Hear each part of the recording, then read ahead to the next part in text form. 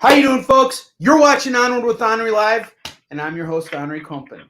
Today's guest is just totally killing it on the comic book front. He is an extraordinarily talented writer and actor, and we're going to learn all about him today. He's got a great book that I managed to pick up recently called Harriet Tubman, Demon Slayer, which I had the privilege of reading and picking up, and it is a gorgeous book, and I'm going to give you guys a chance to see some stuff. We're having a little bit of an internet problem today, so I've asked him to just phone in, and we're going to be able to hear him perfectly right now, and we're going to get some screenshots. We'll get a chance for you guys to see his work. He's got lots of pictures of himself up on his Facebook page. He's a very handsome man.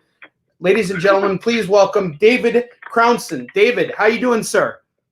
I'm great. How are you, Onrie? I'm doing great, man. So here's something that I think is really cool. We both got into comics, and we tackled history. And I think we took history in very different directions. But I think that regardless of anything, the work that we're doing requires a tremendous amount of research. So tell us a little bit about Harriet Tubman, Demon Slayer. Tell us a little bit about yourself, too, by the way. You know, here's your moment in the spotlight. Go ahead. Yeah, sure. I'm originally born and raised in New Jersey, and what's it called? I always loved comics and always wanted to, it was my dream to draw comics, but I was a terrible illustrator, and I didn't have the, I was not blessed with the talent to draw. I understand that. I had the same problem. Yeah, didn't have the. At all, like, well, let's see. I don't want to say, I don't want to just like diminish it to like, oh, it's just this crazy ability of talent. I think it also requires a lot of hard work and a lot of discipline. So I just remember watching, like, I think my parents got me this, like, how to draw Marvel characters like Jim Lee, because I'm a '90s kid, and I was like, I don't have the patience to draw all these muscles. I totally feel you there. I'm the same way. This is exactly why I decided to stick to writing. The art requires a tremendous amount of patience and focus. I agree with you 100%. Yeah. So I kind of like, but I still was making comics as a kid. I made little like goofy, like funny cartoons because I got inspired a lot by like South Park and Beavis and Butthead, like shows that I had no business as a 9-year-old watching. And kind of made stuff around that, like just kind of watching, you know, things that were funny to like an 8-year-old kid, like a lot of fart and poop jokes and all that other stuff. Yeah, and I just really enjoyed the creative storytelling aspect of it, and also was into filmmaking and acting, and actually started acting when I was in high school, and then got into a few acting colleges, and I went to Academy of Art University and minored in screenwriting, and did a major in acting, and then did some theater acting, and moved to New York City and went to the Playhouse School of Theater, and then did tons of theater for about a decade. And but yeah, like at the time, I had no qualms. I was like, I'm probably not going to do. I was mainly a fan of comic books. Like I was working jobs so I could buy Brian Michael Bendis' Daredevil and Ultimate Spider-Man run. Dude, same here. That got me back into comics. I remember when those books came out. Yes, absolutely. Yeah, that was some edgy stuff, man. Yeah, like Brian Michael. I think it was when I was in high. Yeah, it was when I was in high school. Like first, I started with Kevin Smith's like run on Daredevil with Joe Quesada as the illustrator. Yeah, and that's what got me into Daredevil. That was a great run, by the way. That totally, dude. It's like you're retelling my whole life because I went through the exact same thing. Keep going. I'm sorry, I'm cutting you off. Oh, you're fine. We're nerds just sharing from guys who are just passionate about this stuff. Absolutely. Keep going. Shared history. Yes, sir. So, yeah, I just kind of got into how, Daredevil's really cool. Like, Kevin Smith did a really good job. What else can what else is there with Daredevil? And, you know, Jeff Loeb has this mini story called Daredevil Yellow with Tim Sale, and I was like, I just fell in love with the character. And like, if you like, there used to be this bookstore chain called Borders, and they carried mainly. This was before Barnes and Noble, like before Barnes and Noble and Amazon like took over the world. Like, I got my comics from Borders, and there was a Borders that was a 10-minute walk from my high school, a blessing.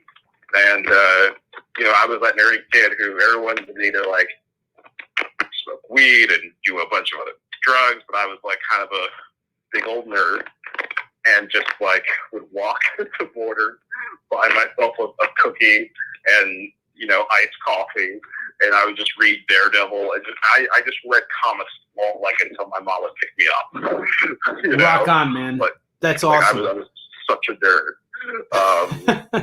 And then the best way possible. But yeah, I was always like, I was reading Brian Michael Bendis' Ultimate Spider-Man, like his entire run on it, and at the same time, Brian Michael Bendis had just started doing Daredevil, where this run was when Matt Murdock's identity was exposed. His identity got leaked, and it was in the media, and I got that cemented. Okay, like, I love this character, and which pained me because Daredevil season 4 was going to be about that before they canceled it.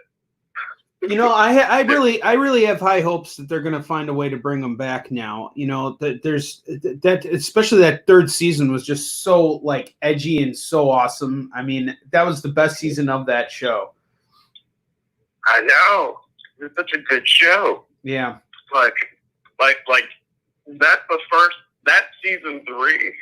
That's the first time I have binge watched a show. Same here, dude. Same here.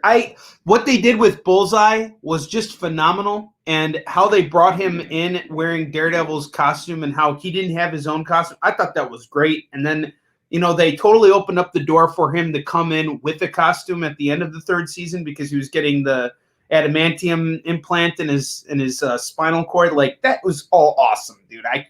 Yeah. I feel for you. Yeah, man, it was so good. I'm like Disney. Come on, just please, just put your like crap aside. Yeah. Just make this happen. So it sounds like, and I got to tell you, what you're telling me here is exactly what I went through.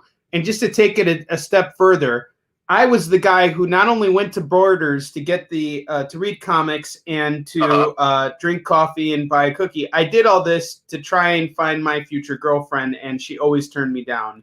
And, you know, so I just bought the comics. I went home and I read them there. Oh, man. But you said your future girlfriend. You guys are together now? No. Actually, I'm married. I married someone who never worked at Borders or anything before. My wife's actually from Kazakhstan, but I was making a joke. I was trying to make a joke at my own expense. And it fell flat. Onward with Onrie is not known for its humor. But you know what's? But you know what? Oh, go ahead. I'm sorry. Well, go ahead if you were going to say something. Yeah, I mean, I was going to say, like, I read all these comics that I never really had no, I love all these characters. You know, it's Superman's number 1, and then Spider-Man, Batman, Daredevil, are all, like, my, like, top, like, heroes. And I love DC Comics, Marvel Comics. But I never was like, oh, like, one day I'm going to make comic books one day. You know, I was very focused on, I'm going to be an actor, and maybe I'll direct something down the road, because writing also requires a lot of discipline and focus that, like, at the time, that I had no idea about. But, you know, things definitely changed.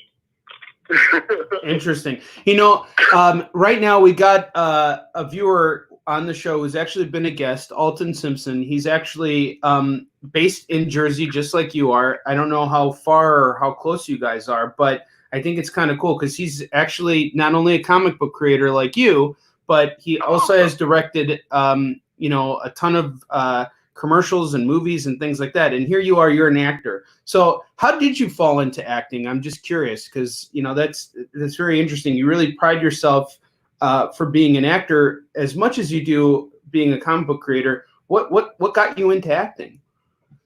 I just, well, first off, we have to connect me with him as soon as we're absolutely. I will. So we can I need some friends here in Jersey. All my friends are either in New York City or in California, and I'm like, I am not coming to New York for a little bit. But yeah, I just really enjoyed the emotional self-expression of acting through performance, and there's something about being on stage and something about performing and collaborating and making a story work through emotional self-expression. It just really resonated with me, and I really liked it. For me, I just wanted to be a storyteller, and whether that was directing, whether that was writing or acting, but acting was kind of my main focus because it kind of came a little bit more natural. Because to be an actor, there has to be an air of being an extrovert, and kind of there also needs to be an air of performance, and also being a comedian of sorts, because you have to be able to occupy space. And great comedians know how to be on stage for 2 hours and hold your attention with what they say and how they quote unquote act. Absolutely. Jerry Seinfeld is and Jerry, people take for granted that Jerry Seinfeld is an amazing actor. Did you see the last Eddie Murphy and Dave Chappelle? But I really fell in love with just that part, and was really focused and honed in on it, and I had some success. I think what led to me creating Harriet Tubman Demon Slayer was that I had an audition for three big auditions back to back. One for this Steve McQueen directed TV show, the guy who had won an Oscar for 12 Years a Slave, and then Orange is the New Black, and then I auditioned for this independent film called Star Wars: The Force Awakens. Wow! And so you auditioned? Did you audition to play Finn? I'm assuming. Yeah, there was two parts. There was the first part was actually in the movie. Finn has there's a soldier that gets in the script, because they're very secretive. It says soldier. But the guy that touches Finn's, who gets shot, and he touches Finn's helmet, and there's blood on Finn's helmet in the first, sure. in Force Awakens. That guy had lines. Oh, no kidding. Yeah, I was auditioning to be that guy. Oh, okay. That's the guy, and it was. I'm shocked because it gave Finn some character development. The opening was Finn holding his blaster, and he can't. His blaster is shaking because he's nervous. It's his first mission. So right. He's shaking his blaster, and this guy's like, "Hey, are you okay?" And he's like, "Yeah, I'm nervous because it's my first mission." And I just said, "Hey, man, no matter what, I got your back. You stay behind me, and it's gonna be all right. I've done this before." And so I get shot, and I just say, "I got your back," and I touch his helmet, and they cut all that out of the movie. so I auditioned for that, and my manager's like, "Hey, they actually liked you. They want you to come back and audition again." I said, "Okay, cool." And when I auditioned, I was told this was an Army movie produced by J.J. Abrams. So so stupid. I didn't think anything of it. So I went in again, but this was at a different location, and the doors opened, and it was it said Lucasfilm, and I was like, wait a minute, hold on a second. And I'm like, war movie produced by J.J. Abrams. And like, I like kind of brought it together. I'm like, oh, it's Star Wars. It's Star Wars. That must have been an exciting moment, you know, just to know that you're part of that. You're auditioning for something that's so big. Yeah, it was exciting, and then I was like, oh shit! It was like, oh shit! I'm this. I'm sorry, I don't know if I'm allowed to curse. You're allowed to curse. You're allowed to say whatever you want. Yeah, go ahead, please. Great. Yes. I said, oh shit! I'm on Star Wars. And then I was like, oh shit, I'm auditioning for Star Wars. Like, it was two different, like, it became kind of dreadful. I'm like, oh no, I'm kind of like nervous now. I really got to bring it. And so I went into audition. It was a ton of people. J.J. Abrams wasn't there. It was just a bunch of like Disney people and Lucasfilm people. And like, there's 14 people in the room. And I'm like, well, this is a big deal.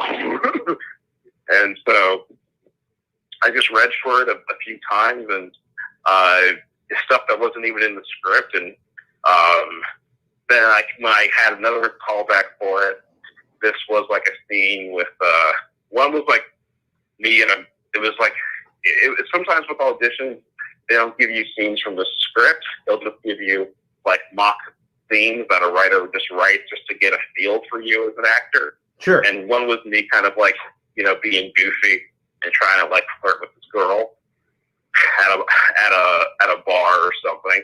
And then the one scene that's actually from the movie was, I think, I haven't seen Force Awakens in a long time, but it was like when Finn is talking to Maz Kanata, and you know, he's just saying like, you don't know me and everything, and it's like just a serious thing. And that was the scene I auditioned for, and you know, I didn't get it, so I was kind of upset. I didn't get it because there was like a lot of auditioning, a lot of pressure, and you know, like my life could have been really different. So I was just really stressed and overworked, and I just decided to pack my things, and I left New York City and I moved to Ghana, West Africa for 4 months. And it was my mom's idea. My mom was like, "You've been working really hard, so I'm really stressed out. I think you should like take a break and, you know, come live with us." My parents are originally from Ghana, West Africa. So like, wow, that's like, that's incredible. Yeah. Were you born there? No, I am born, raised in New Jersey. My family was born and raised there, but you know, my origins trace back to Frenchtown, New Jersey.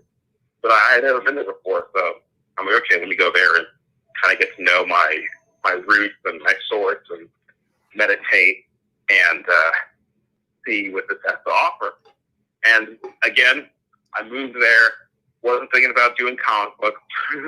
Wasn't even thinking about doing anything with acting. I just wanted to get away. And so I get there. Amazing experience. Totally loved it, by the way. I think everyone should do it. I think everyone should just live in a different country if you can. If you can afford it, if you can put sublet your apartment or whatever you need to do. I think everyone should live in a different environment. I agree. I agree 100%. Yeah, I think everybody should see the world outside of your own home and your own setting. It's the one thing that's been really killing me about this entire pandemic is the fact that I've been restrained and not allowed to travel because, you know, that's such a big part of what I do is going to all these different conventions. But so I'm agreeing with everything you're saying. You get Onrie's seal of approval with that. But keep going. I'm fascinated by what you're saying. Yeah, man. I just think that like it like I remember I heard like a filmmaker,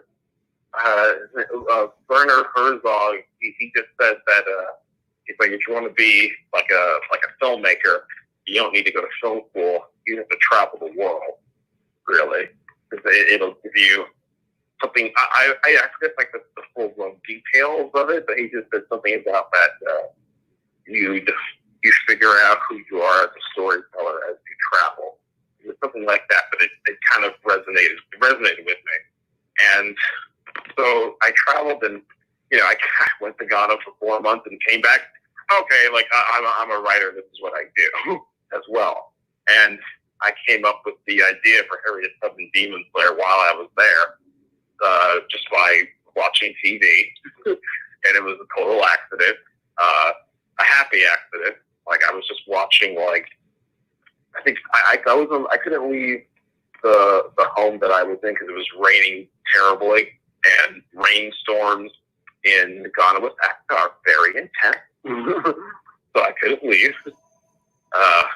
So I'm stuck inside the house, and I'm watching. I'm channel surfing, and I happen to see this Harriet Tubman documentary, and I'm like, oh damn, Harriet Tubman, watch this. And so I watched it, and then when it was over, I was like, all right, that's great. Learned even more cool new things about Harriet Tubman. Oh, like Harriet Tubman, her heritage, her family, they're from Ghana, West Africa. And so Harriet Tubman is highly celebrated in Ghana, West Africa, and I had no idea. I just found that out. So I'm like, cool, awesome, love it. And I started channel surfing, and I happened to bump into, when I was channel surfing, the Crouching Tiger, Hidden Dragon film, directed by Ang Lee. Sure. And yeah, and like it was the ending of the movie, and I had no idea that that's true. It was the ending of the movie where it's Michelle Yeoh versus Zhang Zi, and I'm like, and it's like this dope katana fight scene, and I'm like, dope, love this movie, so great, so cool. And then immediately after that, when the movie ended, this movie called Hansel and the Witch Hunters came on, and I started watching because I was really excited about it.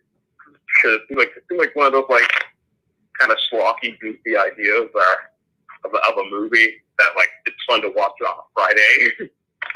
Sure. So I'm like, oh, let me just check this out before doing nothing. And it was a terrible movie. I'm like, no, it was such a fun, goofy idea. They could have done so much, and they made it like just kind of like it was a goofy schlock movie, but it wasn't even fun. I'm like, come on, such a cool idea, and they didn't execute it properly. And I hate when that happens. That happens so often, especially I'm finding it happening even more so in comics and video games now, where you got like the concept is spot on, but then the execution is just so off, and it's just everything just does not come together. So I totally can relate to that. Yeah. And it just made me upset. I'm like, man, they could have done so much. So later on that night, I'm kind of writing my journal. I'm writing down like what I did for the day, and I write down that what I watched on TV, and I wrote like 2 pages filled with like stream of conscious writing, and these 3 things kind of jumped at me, and the 3 things were Harriet Tubman, katana fight scene, and Witch Hunters. And I kind of like just looked at the page, and then I was like, Harriet Tubman Demon Slayer. It just happened like really randomly. Huh. Now, there's something I wanted to point out, because over the weekend I did something that I should have done. I should have been doing since this whole lockdown started. My son was just glued to the iPad, and my wife was like, all right, we got to get him to start doing something else. And we didn't know what to do, because taking away his iPad, it only works for so long. So the one thing we knew would work for sure is simply disconnecting the Wi-Fi. And in doing so, it was really great because it kept us all off the phone, and it allowed me to start focusing on other things like reading comic books. So yours was at the top of the list. I picked it up. I read the first issue. I sent you a message as soon as I was done reading it. And there's so much to be said about this. And folks who are watching right now, I just want to show you a screenshot from a future issue, not the one I read.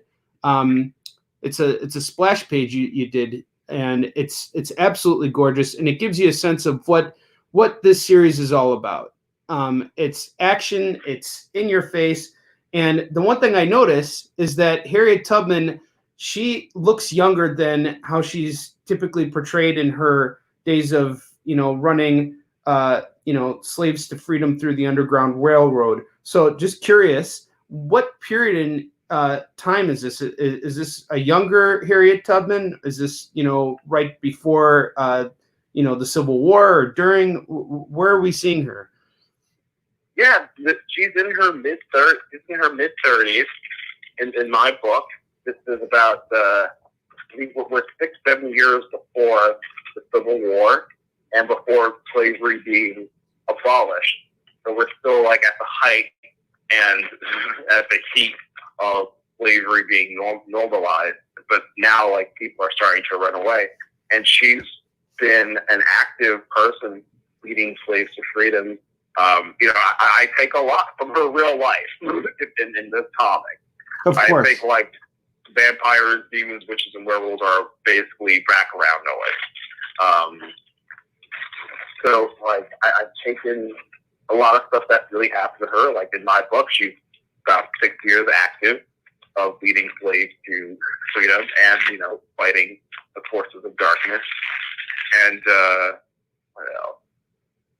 I think I answered. Did I answer your question? I think I know you did. Absolutely. I definitely feel that. And what's really cool about this, just to give people a sense of what you can expect from this book, having read it now, if it really reminded me of like that opening scene in the first Blade movie where he just like steps into the bar or into the club with all the ravers and like, they're all vampires and there's blood everywhere and they just kick the crap out of that dude. And then Blade shows up and then just unleashes a can of whoop ass, beats everybody up, and just establishes himself as a complete badass. I mean, that 15-minute, that first opening scene of Blade is by far one of the most iconic moments, not just in superhero films, but just in general. And you've captured it perfectly in this comic book right here. It is absolutely gorgeous. The artwork is great. It sets the tone.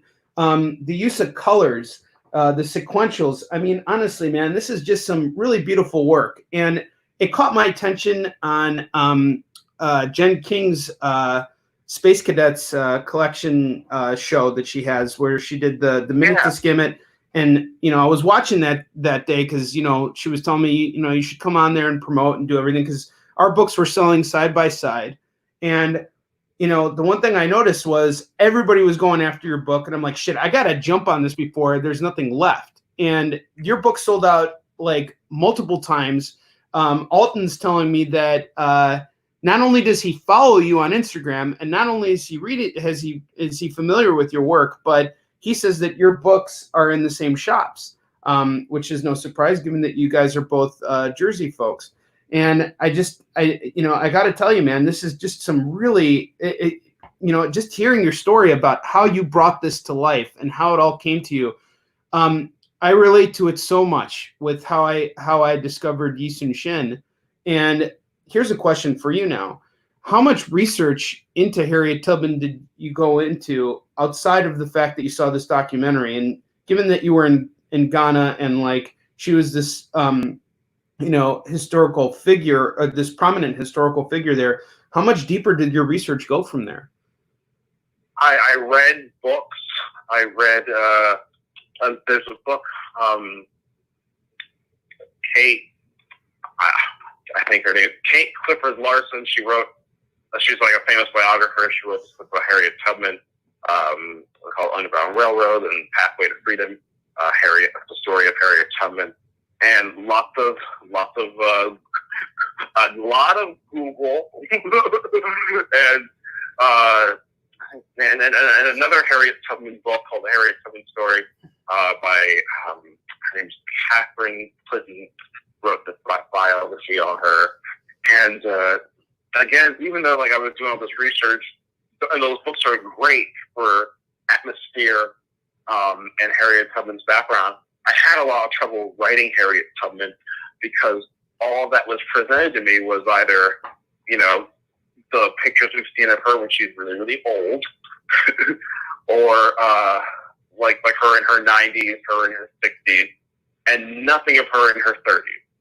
So I was struggling to for me, this also works when it comes to acting as well. I need to find something that makes you quirky.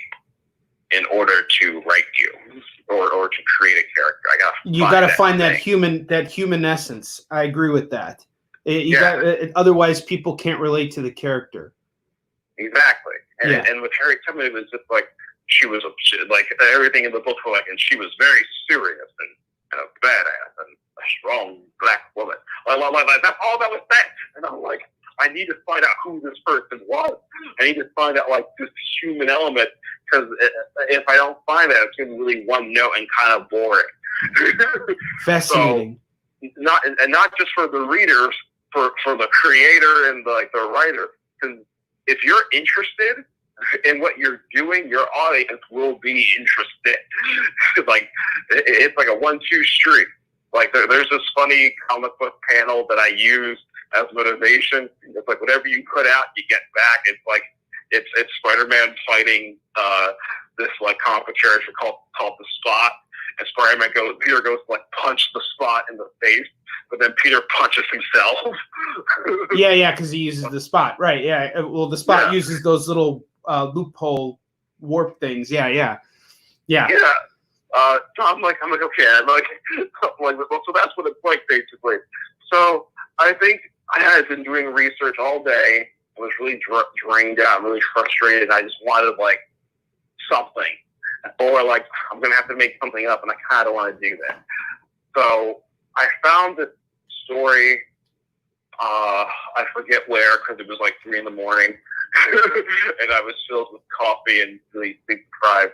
And I found this story about Harriet Tubman leading like a family freedom, and she was leading them to Canada, and she's leading this family to freedom, and the father, who was like this giant guy, he started having a panic attack and started freaking out in the middle of the night.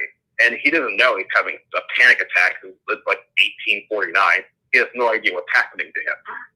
So Harriet Tubman just calmly walks over to him, and she starts talking to him, and she calms him down. She puts her hands on his shoulders and like listens to what he's saying. And he's basically having a meltdown because his family had it good where they were, and like so he's like my daughter was allowed to read, and we were allowed to actually sleep inside the house.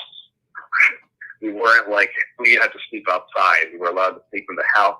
We were getting a whole bunch of opportunity. I made a mistake running away with, like, they're going to find us, and they're going to kill my daughter. They're going to kill me. They're going to kill my wife. And the guys were freaking out. And no one knows what Harriet Tubman said to him, but Harriet Tubman, all she did, she made him laugh. She told him a joke. She told him a joke. And he calmed down, and she just, no one knows what she said. But like, she just kept talking to him, and he started laughing, and he stopped crying. And then he was a different person from Harriet Tubman, taking like 5 minutes to like acknowledge him and make him laugh.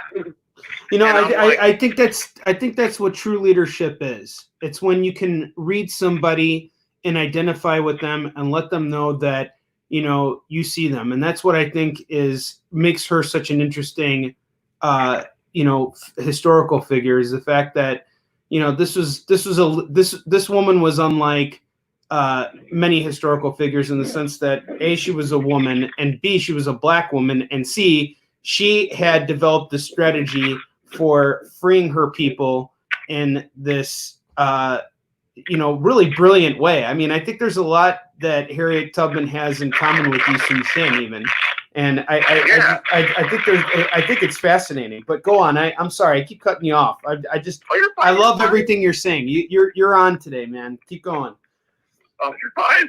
Thanks. Like, no, I just thought like, oh, like that's a hero. Like, because in the middle of like adversity, in the middle of like ultimate adversity and like ultimate racism, it's all about who are you going to be in the face of that. And Harriet Tubman decided to be a person of jovialness, a person of compassion, and like strength. And like, I have this argument with friends. I'm like, yo, Harriet Tubman and Superman are like the same person or the same personality type, because like Clark is always in control of every situation when he's in a room, because he knows he's the most powerful, like, badass person, but he chooses to, like, use his strength in a different way. Like, and I love Batman, but with Batman, like, when you're fighting Batman, like, you're gonna get your ass kicked. When you're fighting Superman's trying to save you from you. Yeah. Well, it's also interesting too, because I always like to liken this. People say that what we do is more historical or historical fantasy kind of a take on comics, but really we're writing about characters that inspired the kind of superheroes that exist today. I don't think that you could have. You can't, on one hand, you can't compare Harriet Tubman to Superman, but on the other hand, you wouldn't have Superman without Harriet Tubman. Exactly. like those guys, like Joel, I think Joel Siegel and Jim Schuster. It's very funny you mentioned this, because we just had Jim Salicrup on here a couple weeks ago, and he was promoting a book called The Joel Shuster Story, and it was all about Joel Shuster and how him and Joel Siegel created Superman. I know I'm messing a name up right now because it's been a long day and my brain is fried, but I know exactly what you're talking about. Keep going.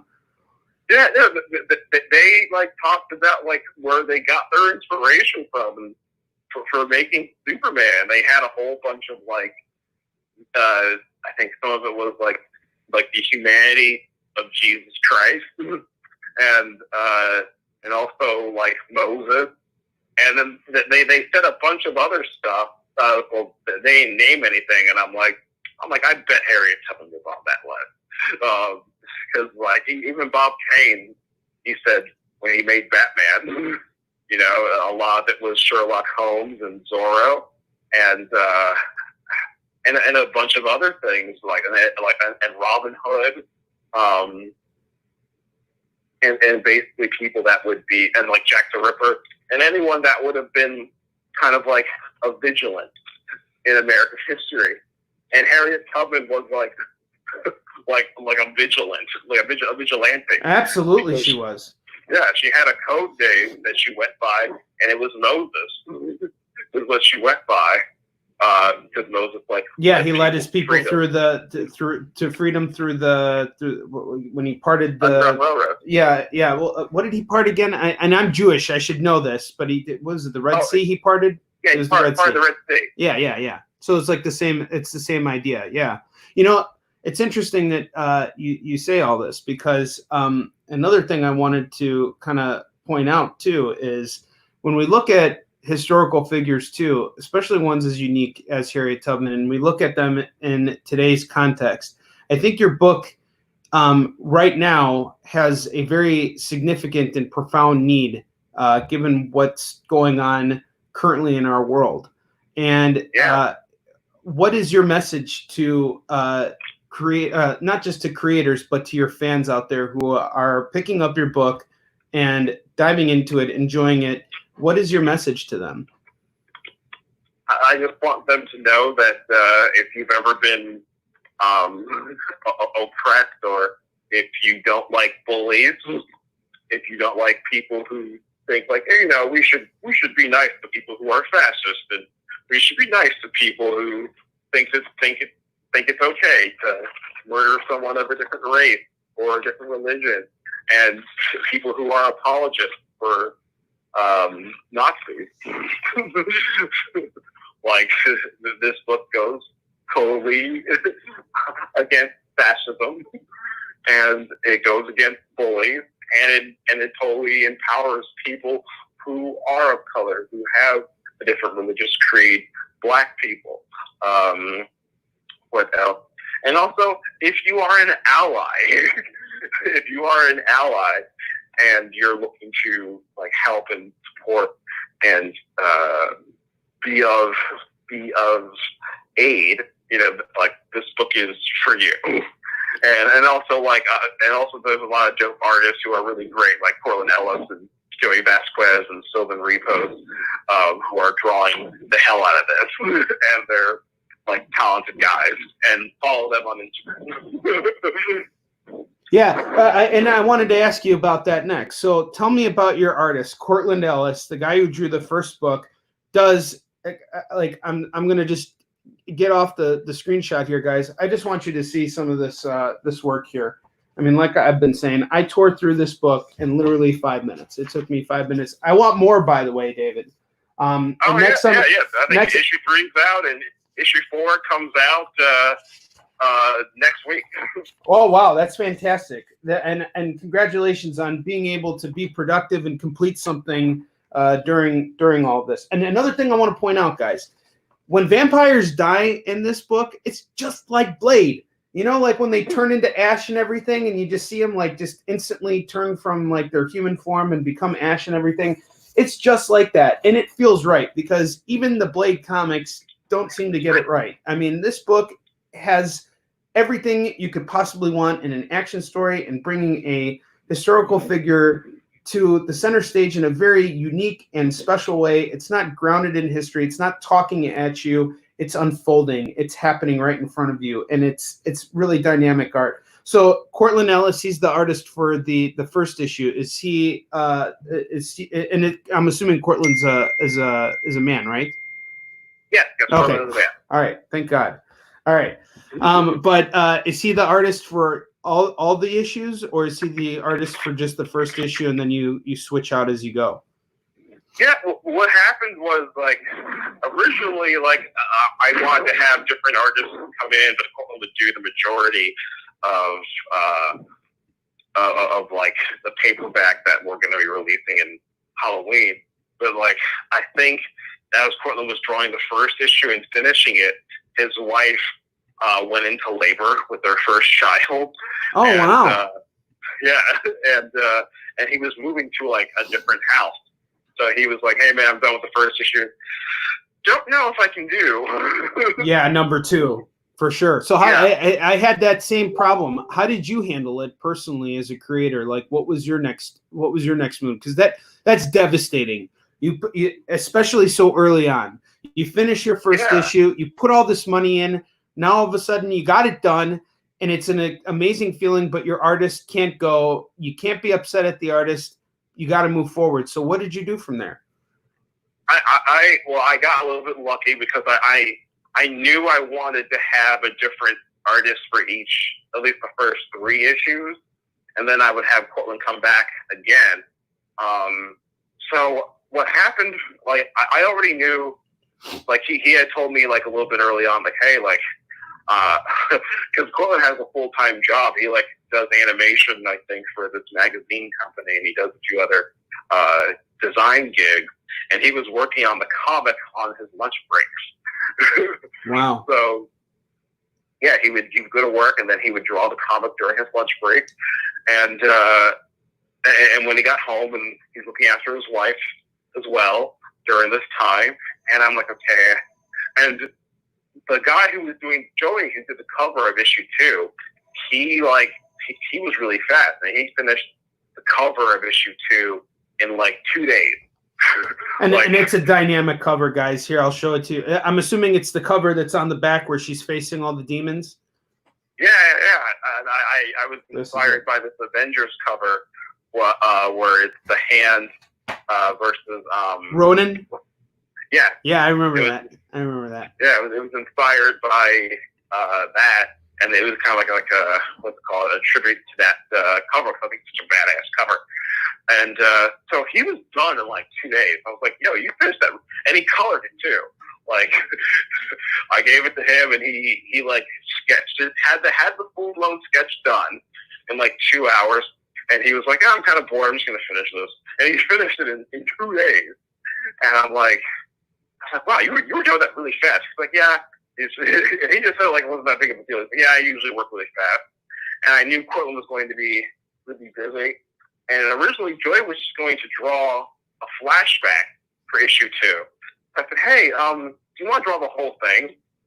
And he was like, yeah, sure. So he started drawing issue 2, and issue 1 wasn't even done yet which was kind of scary because I'm like, okay, here's what Cortland has so far, just so like everything matches up and everything looks the same. So we still have our guys that we met in the first issue. So there's no like weird confusion. So like, cause they're both talented, but they're also very different. Like Cortland's very like grounded anime, and Joey comes from doing a ton of Marvel comic stuff. So, and we also have a different colorist too. So I had to kind of just say like, hey guys, just take your cues from this. Still do whatever you want, because you ultimately want people to have fun doing the work.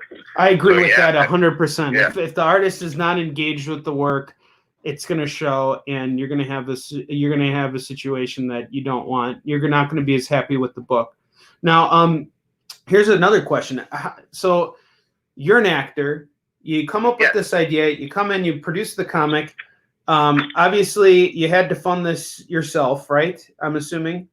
Oh yeah. Okay. Through Kickstarter. All right. So you did a Kickstarter, and you've managed to get it into shops. How about conventions and other like mass kind of gathering situations? Have you brought this to conventions? Yeah, I had someone help me. An awesome guy named John Cooley. He had like a bunch of space, I think, for New York City Comic Con, and he had like an extra. I think he was promoting his comic, and he had extra space, and he was like, "Hey, do you want to like come in and like you can sell your comic there, and like I'll help you out and stuff." And I was like, "Yeah, sure, of course." I had a whole bunch of like books out, and he like even like helped me like get some of the prints done. But even before that, I had done the Schomburg Center Black Comic Fest, which they hold at off of Malcolm X Boulevard in Harlem, New York, and it's free to the public, and it's all like creators of color, mainly Black creators, and it's like over 10,000 people in one building. And I had never done something like that before. And the first time I did it was in, was in 2019. And I completely sold out. I think I had like 3 boxes worth of comics, and I completely sold out. Bravo. There. Bravo, brother. I'd love to hear that shit. That's awesome. Yeah, man. And how'd that make you feel? And say again? How'd that make you feel? Oh, like, it made me feel really good because I was having like kind of a crummy morning, and I had to carry all these books from New Jersey to New York, and I was having like it was a heavy box, and I was really stressed out. And when I walked in, no one really knew who I was. And like, you're probably David, sweating and tired and everything too. On top of that, I'm selling comics, and like they're just like, we don't care, and that's not the like crap on them. Like everyone's really tired. They're like David Crownson, your print's over there. Like who cares? And I'm like, oh man, maybe this is all for nothing. Like hopefully I'll make like I was hoping to make. I'm like, okay, maybe I'll make $100. Like that would be great or something. And people just saw the and I didn't have a banner or anything. I didn't have like a thing to show like where I was. I just kind of was sat there, and my comics were spread across the table, and people saw it, and they just like would run over. And I was in like a basement area, so I didn't have like the best spot. So I'm like, I thought it was gonna go bad, but everyone just came to my table, and they bought like my stuff in bulk. And like when they talked to me, and different like news channels came, and they wanted to talk to me about my book. And I'm like, wow, I've never had like people want to talk to me like that, or like recognize or acknowledge me on that level. So I just had fun, and I was just really grateful to be seen in that environment. And it made me know, like, okay, people really like this. This wasn't just a goofy fluke. This was something that people like actually like, and it feels great when like something's in your head and you think it's cool, but now like a ton of people like 600 people are like, hey, this is actually cool. I would like to buy both copies and multiple copies. And hey, what's your Instagram? What's your this and that? You know, so like that felt really good. Of course it did. I love to hear this kind of stuff. And, you know, the thing that I find so wonderful about this is that you're just starting out. If you're telling me that 2019 was just your first convention, I started out very much so the same way you did. And you know, I remember, and I miss these situations where I'm lugging around these big, heavy boxes, and it's this big, huge load. And before, when I first started doing it, there was a level of intimidation about it, because it's like you just don't know what the hell's going to happen. Every convention scenario is unpredictable. But then when you get there and you start to see people running up to you and buying your book, you get that press, you keep moving your stuff, and then suddenly you're left with nothing. You're expecting in the beginning of the day that you're going to lug home a whole shit ton of stuff. You don't know what variables are going to get in your way. And then you find out that everything actually went successful. And not only did it go successful, you know that what you did was not a waste of time, that it's the start of something else. And honestly, my friend, I see a lot of great things in your future with this. So is this your... Thank you. You're very welcome. I only speak the truth. So in terms of your future, is this what's the grand vision for Harriet Tubman? Is this going to be an ongoing series? Or is this like, okay, so it's an ongoing thing? Yeah, I want to, well, there's something that, like, I almost find with, like, a publisher who, and it didn't work out, but they gave me a great template for how to do the comic. Sure. I was just going to release, like, the comic month to at least try, because it's hard when you're independent. Sure. I was going to release it month to month or every other month. And that takes a lot of time, and it's a lot of work. And it's harder when you're not like a Marvel or a DC. So this publisher that I was talking to at the time, he said, hey, how about we just release it in like graphic novel bursts? And I said, what do you mean? How about we just release it issues like 1 through 6? And like a 180-page, 200-page graphic novel. And then you take like 5 or 6 months off and then release another like 180-page thing to complete an arc. And I'm like, oh, okay. Because I think now in the comic, I know this, like, especially with creator-owned books, like, no one really has the time. They do, but I think they're just being a little bit lazy. They don't have the time to just go to a comic store every single month. People like to come in and get their pull sheet and then like leave. Or they like to have things involved and they binge read it. And at first I didn't agree with that until like I discovered this book by Robert Kirkman called Invincible. And I think all my friends were raving about it.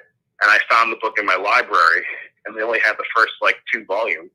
And I like binged the first 2 hardcover volumes, and I ordered them to, I was like, hey, can you please order the entire series? And they did. And I binge read the entire series in 1 month.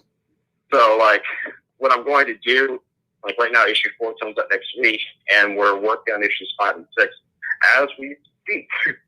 And I think after issue 4, we'll take a little bit of a break. And Halloween, I hope to have the full, like, 200-page graphic novel done. And I'll release that and take a bit of a breather. And then, you know, maybe I do a Kickstarter. Or, well, if things are open, I'll go on tour again.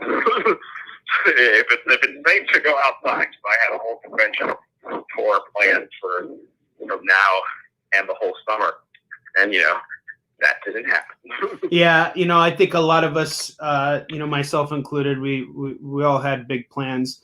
I do think we'll start to see, well, we're definitely going to start to see some conventions opening up very soon.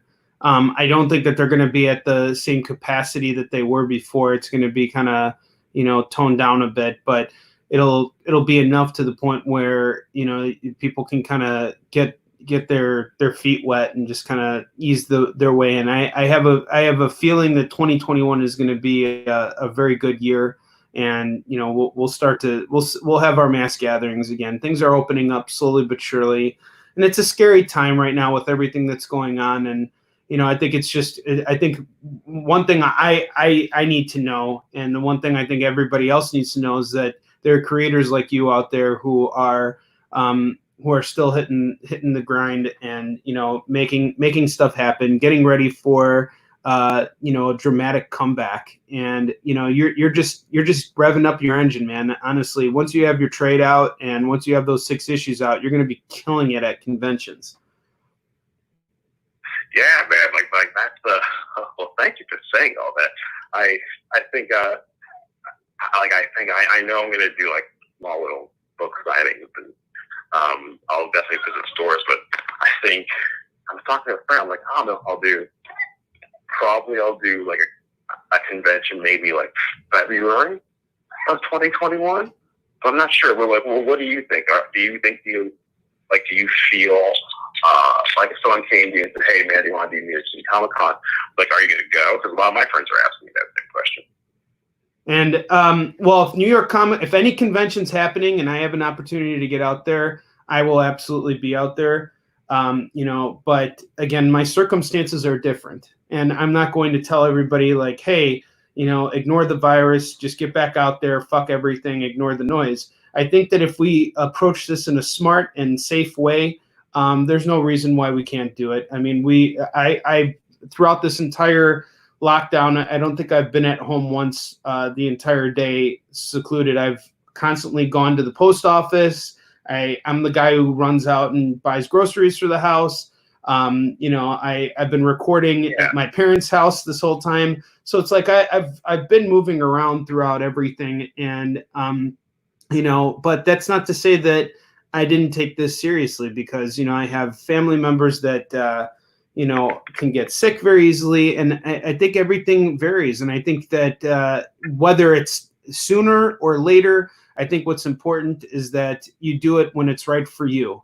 And again, man, I just once you have your own setup, and once you have that backdrop and that cover, man, of your first issue, if that is just your backdrop, I promise you're going to fucking kill it, because the white background really draws people's attention. You got a historical figure that's very prominent and very important, especially in today's world and what we're going through, and is going to be going forward. I think you got a winner on your hands here, and I look forward to seeing you succeed. And if I can ever be help in any way, in any minute way, please let me know. But something tells me that I'm going to be hitting you up for advice more than vice versa. Oh, dude, sorry, I'm done kissing your ass now. And no, it's not kissing. Yeah, that's a compliment. I truly mean that. It really, it's very rare that, and I really do feel like we're cut from the same cloth. It takes a lot to not only go out and do this by yourself, but to really say, like, I'm going to take a historical figure and I'm going to make her matter in today's world. And it's not easy. I've been doing it for 10 years with Ysun Shin.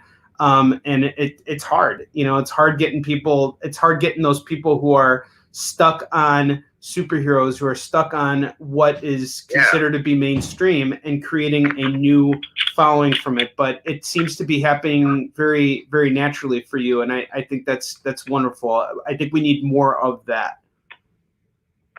Yeah, man. I just think doing, like, there's something Brian Michael Bendis said where, and again, thank you again for saying all of that. Oh, no, of course. No, sorry. It's like, it gets me excited. I really get excited talking to guys like you who are really in this, because it means something to them, Yeah, I think you just have to go about your comic like it's Star Wars.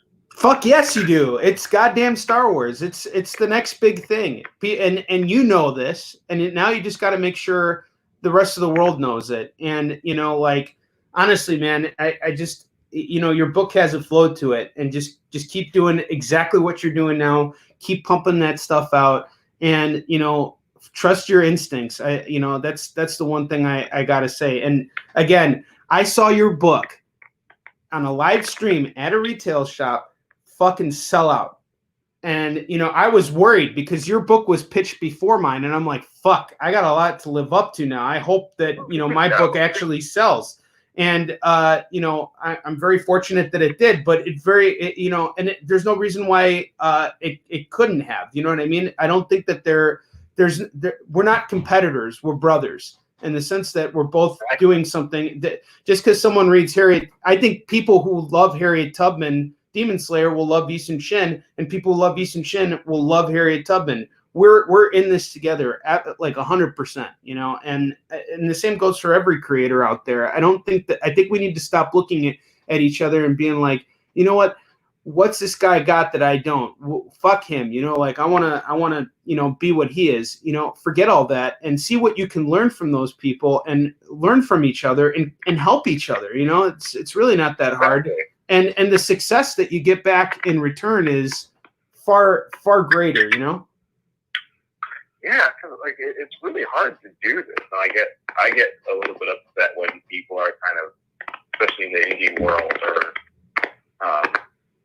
only a few, it's not a lot, but a lot of like hate and a lot of like I think there was one guy who won an award, and his comics was kind of featured in more magazines and more like blogs than mine. And I at first I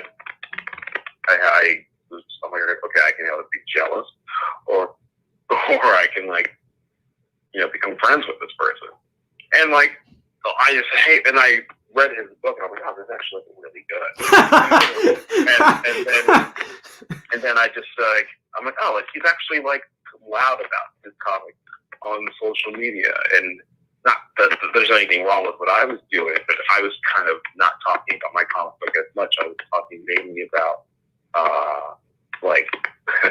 I was like, yo, is anyone going to go see Civil War today? Sure. Or talking about hey, who's going to see Thor Ragnarok? And I was talking, and I love those movies, and I love.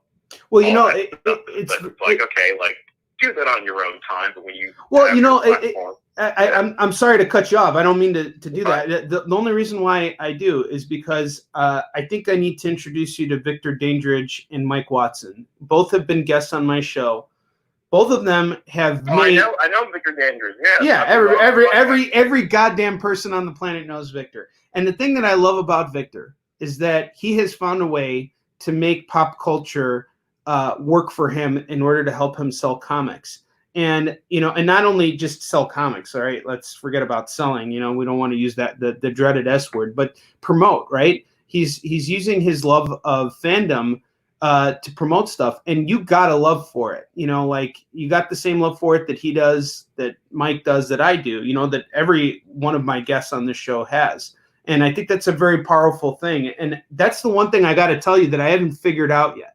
Even though Victor can do it, I'm not as good at. It's definitely an area that I need improvement in. What's the segue? How do we bring, our historical figures and put them in the same spotlight as these superhero, the superhero craze, Yeah, for me, I think no matter what, you have to come at it from the lens of having fun. I think last year I made this mistake when I was doing the Kickstarter. I released the Kickstarter second one during the time that the internet was dominated by fandom, and it was the same week that Avengers Endgame was coming out, and the final 4 episodes of Game of Thrones. So I was like, damn, this was a mistake. Why did I hit launch? Yeah, for sure. And I'm like, oh no, I have 30 days to raise $20,000. How am I going to do this? When everyone, in the next 3 days, everyone's going to be talking about it. And every weekend, every Sunday, everyone's going to talk about games, but I'm like, what am I going to do? So so we launched, and I did really well the first. I think we made like 5,000 in the first week. I'm like, all right, cool. And then things got slow when Avengers Endgame came out. So I made like a funny like Photoshop thing. Like I took this drawing of Harriet Tubman and I photoshopped an Infinity Gauntlet, and I just like made this post that just said like, hey everyone, my favorite part in #Avengers Endgame was when Harriet Tubman appeared and took the Infinity Gauntlet and she teamed up with Batman and snapped Thanos away. Like I did it as like a joke, but because I had that hashtag of Avengers Endgame, it drew more people to the Kickstarter, and people laughed at it. And they're like, "Oh wait, what's Harriet Tubman? What's that?" And so there's like different ways to play around with it. That's really brilliant. That is absolutely brilliant. Thank you. I wish I don't, and not because I hate it or anything. I just never got around to it. I am now because I have HBO Go and a bunch of free time. Sure. I wasn't really well versed in Game of Thrones, or else I would have been making a bunch of those as a post. So I just knew a lot about Avengers. Well, I think it was probably the right reference, given that you're making a comic. I think, like with Game of Thrones, I know that I haven't seen. I think I watched the first 3 seasons, but that was it. I didn't finish it, but I know that the ending was not very well received. It was really highly anticipated, but not well received. So I think that your approach was the right one. Like in the sense that, and when you can come up with those kinds of ideas, I mean, that's definitely something for me to think about that I never really did. Yeah, man. If you have any you ever need help, man, I'm always a basic message away. Absolutely. Absolutely. And a phone call away. Yeah, absolutely. And on that note, my friend, it's time for us to end this episode because I got to get going. I got to get back to my family, and I got to go take care of some stuff. But I sincerely appreciate you coming on the show today and sharing your wisdom, sharing your experiences with us, being so open. Do me a favor, give us one last shout out. Tell us where we can buy Harriet Tubman Demon Slayer. Tell us exactly where to go so that you make the most money from the sale. Yeah, if you want to get it digitally, you can either go to Comixology or you can go to keepgamecomics.com, which issue 4 will be premiering next week. And or if you want physical copies, right now I'm working on getting a comic on Amazon. But in the meantime, you can just direct message me either at Crownson on Instagram, or Facebook message me, or Instagram message me on Instagram at Harriet Tubman _Demon Slayer. And and if you PayPal or Venmo me, I can have the comic shipped to you. Excellent.